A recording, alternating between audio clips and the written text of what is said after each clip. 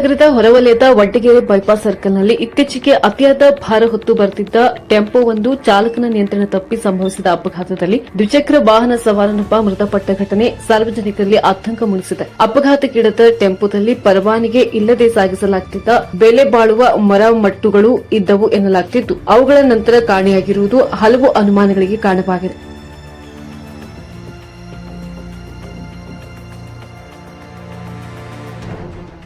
ಆದರೆ ಈ ವಿಚಾರವು ಕೊರಟಗೆರೆಯ ಅರಣ್ಯ ಇಲಾಖೆಯ ವಲಯ ಅರಣ್ಯಾಧಿಕಾರಿ ಹನುಮಂತರಾಜು ಅವರ ಗಮನಕ್ಕೆ ಬಂದಿಲ್ಲವೆಂಬ ಆರೋಪಗಳು ಕೇಳಿಬರುತ್ತಿವೆ.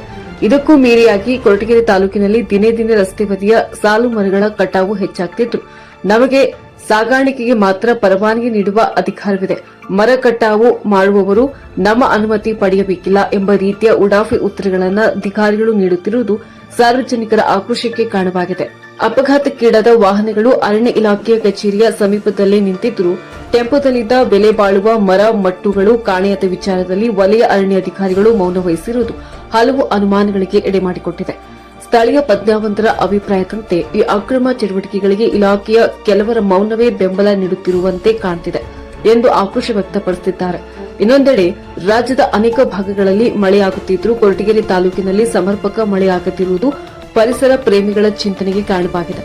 ತಾಲೂಕಿನಾದ್ಯಂತ ಅರಣ್ಯ ನಾಶ, ರಸ್ತೆ ಬದಿಯ ಮರಗಳ ಅಕ್ರಮ ಕಟಾವು ಹಾಗೂ ಹಸಿರು ಸಂಪತ್ತಿನ ಕುಸಿತದಿಂದ ಭೂಮಿ ಬರಡಾಗುತ್ತಿದ್ದು, ಮರಗಳೇ ಇಲ್ಲದಾಗ ಮಳೆಯೂ ಕೂಡ ಕಡಿಮೆಯಾಗುತ್ತದೆ ಎನ್ನುವ ಸ್ಥಳೀಯರ ಮಾತುಗಳು ಈಗ ನಿಜವಾಗುತ್ತಿರುವಂತಿದೆ ಎಂಬ ಅಭಿಪ್ರಾಯಗಳು ಕೇಳಿಬರುತ್ತಿವೆ.